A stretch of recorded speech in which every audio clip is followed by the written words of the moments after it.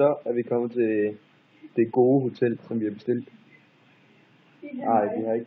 Har vi bestilt det? Vi har bestilt det. Og vi har fået noget cola og sådan noget, og noget chokolade. Det er det vigtigste for ferie. Ja. Og noget, ja, nok den dyreste frugt i overhovedet. Jeg har købt 50 kroner for sådan noget banan eller ananas. Og vi har fjernsyn. Og en lille køleskab.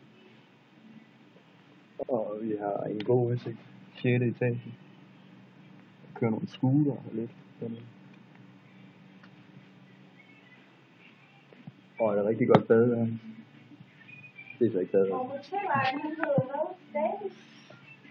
Det ved jeg ikke. Han er igen til sig.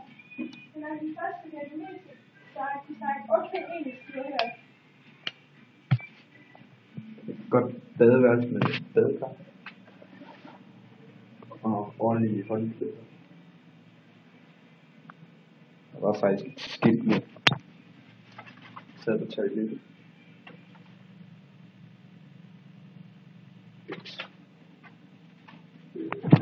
Og så er det lidt tandbørste.